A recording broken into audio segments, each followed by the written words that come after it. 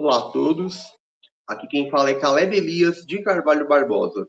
Você está no canal Reforma e Teologia. No vídeo de hoje, vamos tratar de uma questão que desperta muita curiosidade e também gera bastante controvérsia. Satanás pode conceder poder, riqueza ou sucesso a alguém? Essa ideia aparece com frequência tanto na cultura popular quanto em certos discursos explicitamente teológicos. Há quem afirme que tudo isso é mito, superstição ou exagero. Por outro lado, há aqueles que acreditam que o diabo possui autonomia ou pleno poder para enriquecer pessoas, colocá-las em posições de destaque ou garantir sucesso em diversas áreas da vida. Mas o que a Bíblia realmente ensina sobre isso? Desde já, é importante deixar claro que a Escritura apresenta elementos que nos levam a tratar esse tema com seriedade. Existem textos bíblicos que indicam que Satanás atua no mundo de maneira concreta, influenciando estruturas, sistemas e até indivíduos, sempre com o objetivo de desviar o ser humano da verdade e da fidelidade a Deus. Ao mesmo tempo, a Bíblia também afirma, de forma inequívoca, que Deus é absolutamente soberano sobre todas as coisas e que nenhuma força, seja ela humana ou espiritual, por mais poderosa que seja, age fora dos limites estabelecidos por ele.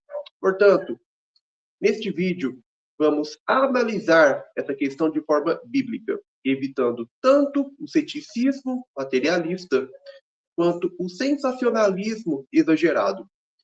Vamos responder perguntas como: a base bíblica para afirmar que Satanás pode conceder poder, riqueza ou sucesso?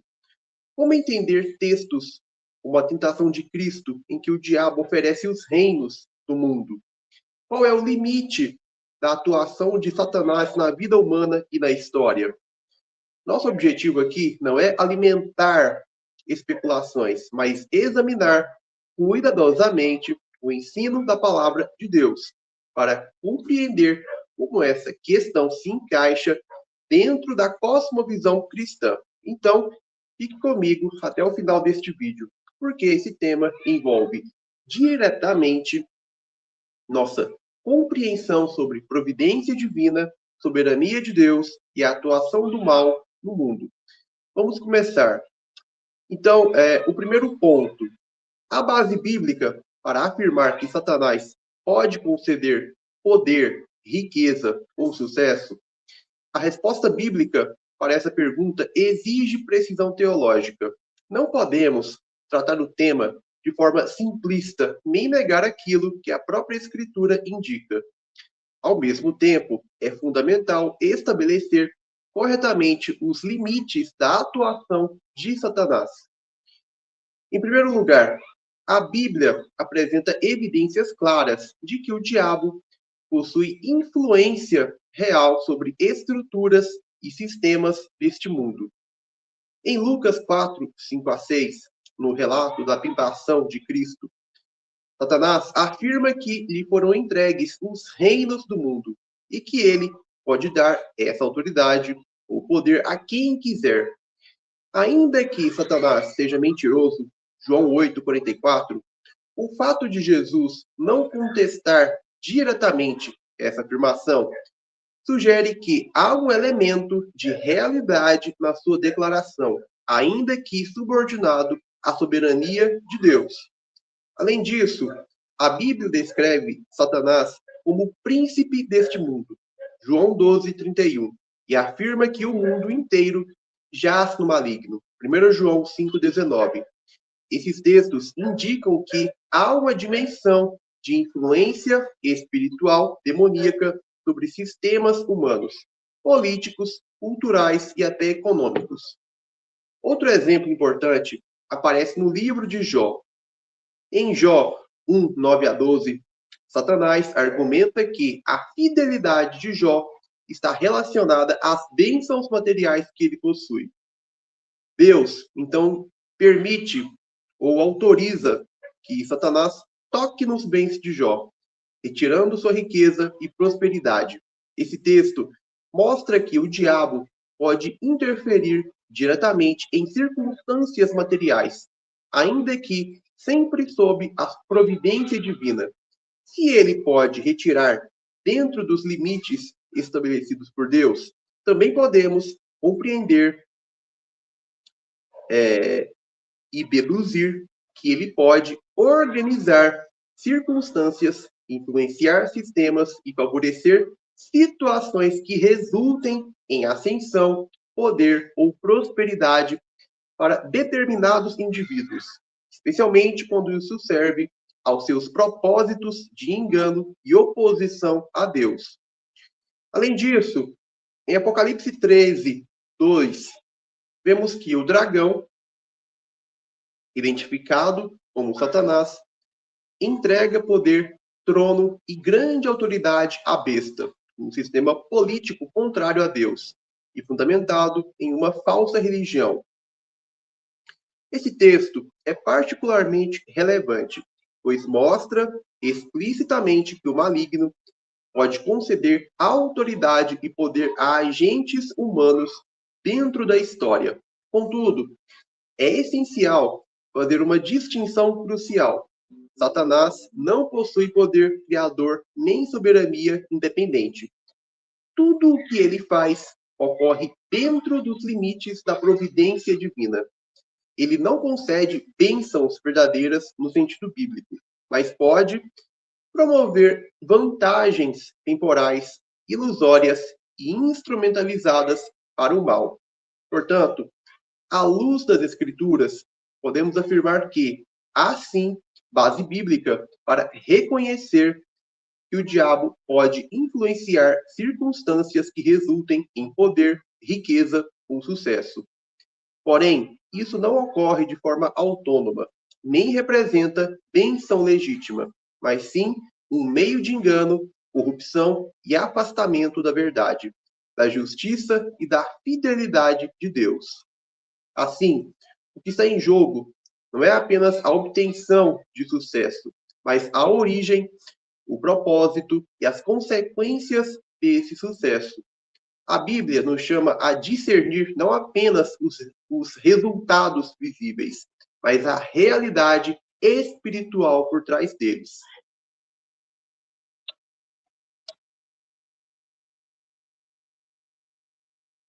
Bom, segundo ponto, tópico do vídeo.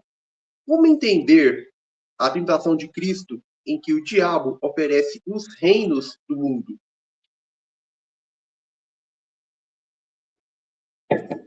O episódio da tentação de Cristo é um dos textos mais importantes para compreendermos a natureza da atuação de Satanás em relação ao poder, à autoridade e às riquezas deste mundo.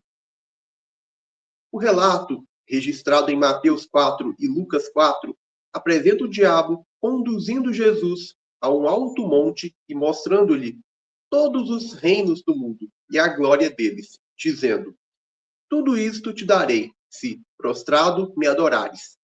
Esse texto levanta uma questão central. Essa oferta era real ou apenas uma ilusão enganosa? A resposta bíblica exige equilíbrio. Em primeiro lugar, sabemos que Satanás é mentiroso e pai da mentira, conforme João 8,44. Portanto, tudo o que ele diz deve ser interpretado com cautela. No entanto, o texto não apresenta a proposta como algo completamente vazio ou absurdo. Pelo contrário, a tentação só é significativa porque envolve algo que, de alguma forma, estava dentro da esfera de influência do maligno. A Bíblia descreve Satanás como o príncipe deste mundo, João 12, 31, e afirma que o mundo jaz no maligno, 1 João 5, 19. Isso indica que há uma influência real, embora limitada, sobre os sistemas e estruturas deste mundo. Assim, quando o diabo oferece os reinos a Cristo, ele está operando dentro dessa esfera de influência. Contudo, É essencial compreender que essa oferta não representa autoridade legítima ou soberana. Satanás não é dono dos reinos da terra. Deus é o Senhor absoluto de toda a criação e dono de todas as coisas que nela existem.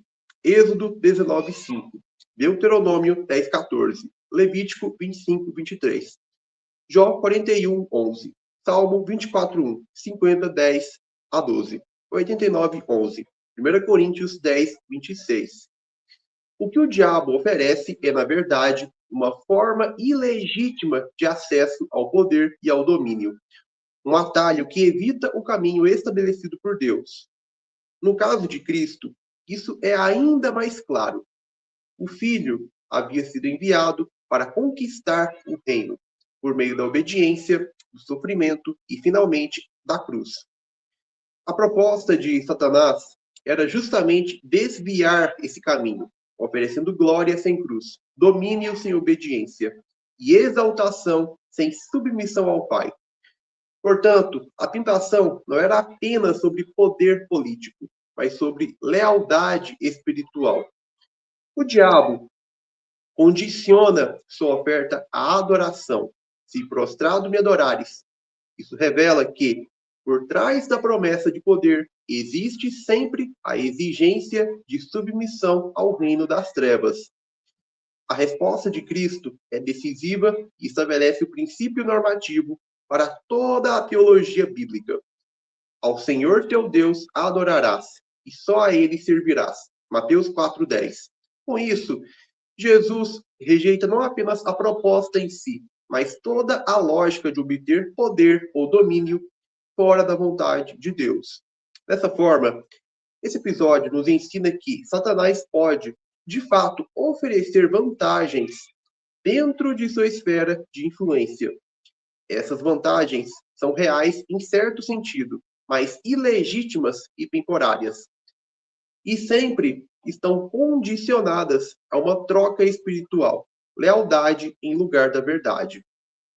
Assim, a tentação de Cristo revela não apenas a estratégia do diabo, mas também a natureza do poder que ele oferece. Um poder que não procede de Deus, que não conduz à vida e que, em última instância, está vinculado ao engano e à rebelião. Portanto, entender esse texto corretamente é fundamental para não cairmos em dois erros: negar completamente a atuação de Satanás no mundo ou superestimar seu poder como se fosse autônomo. A Escritura nos chama a reconhecer sua atuação, mas sempre à luz da soberania absoluta de Deus e da vitória definitiva de Cristo. Terceiro ponto: qual é o limite da atuação de Satanás na vida humana e na história?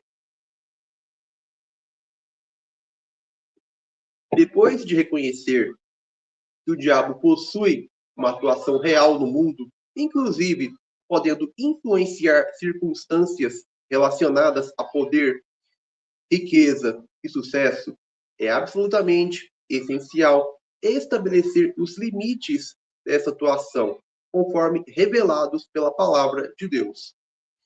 O primeiro e mais fundamental limite é este: Satanás não é soberano. Apenas Deus possui autoridade absoluta sobre toda a criação.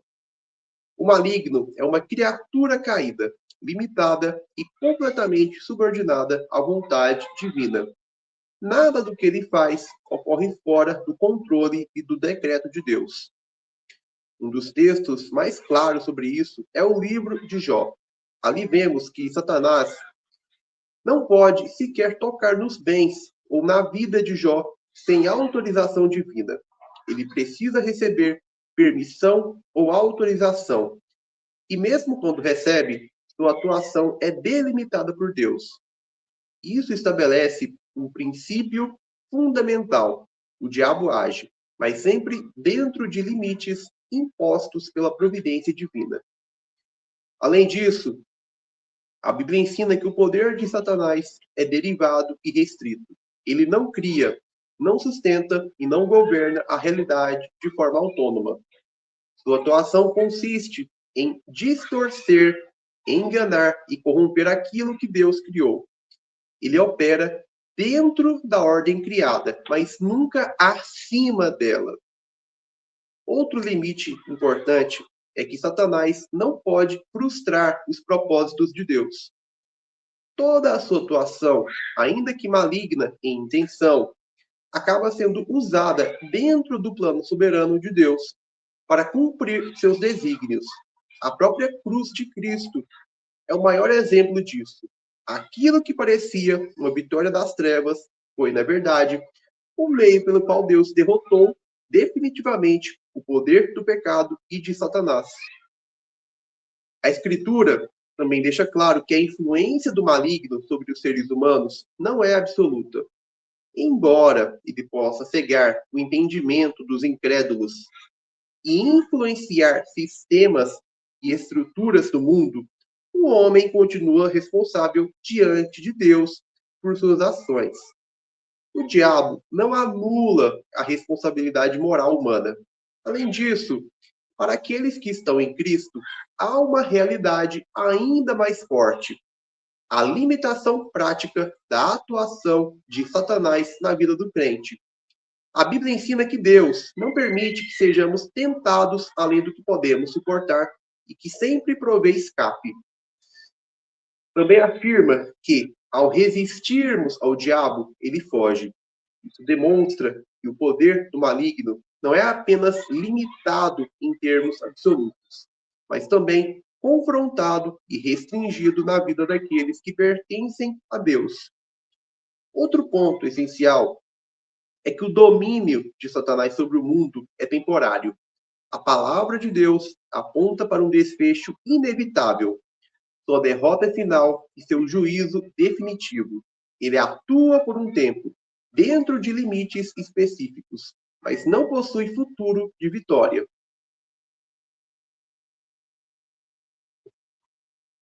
Portanto, podemos resumir os limites da atuação de Satanás da seguinte forma: ele não age com autonomia, mas sob a soberania de Deus. Não possui poder criador, apenas corruptor. Não pode impedir os propósitos divinos. Não controla absolutamente os seres humanos. E seu domínio é temporário e já está condenado à derrota final. Dessa forma, ainda que reconheçamos a realidade e a seriedade da atuação do maligno, a Escritura nos conduz a uma postura de confiança na soberania de Deus, firmeza espiritual e ausência de medo. O foco bíblico nunca está em exaltar o poder de Satanás, mas em afirmar que Deus reina absolutamente sobre todas as coisas e que Cristo já garantiu a vitória definitiva sobre o reino das trevas. Conclusão: soberania de Deus acima de todo poder.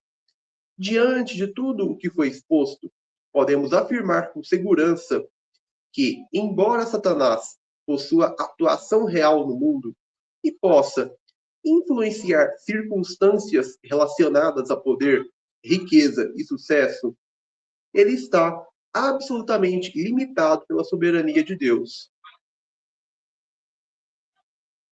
A Escritura não nos permite negar sua atuação, mas também não nos permite exagerá-la. O diabo não é senhor da história. Deus é. Tudo o que ele faz ocorre dentro de limites estabelecidos pelo próprio Deus e, em última instância, serve aos propósitos divinos. Por isso, a postura correta não é o medo, nem a fascinação, mas discernimento e confiança. O cristão reconhece a realidade do mal, mas vive à luz da verdade maior. Cristo já venceu, e nenhum poder das trevas pode frustrar o plano de Deus. Assim, mais importante do que perguntar quem recebe poder neste mundo é entender a quem pertencemos espiritualmente. É isso que define não apenas o presente, mas o destino eterno. Bom, pessoal, vamos ficando por aqui. Eu agradeço sua atenção por ter acompanhado este conteúdo até aqui no final. Peço que curta, comente e compartilhe este vídeo com outras pessoas. Um forte abraço, Deus abençoe e até o próximo vídeo.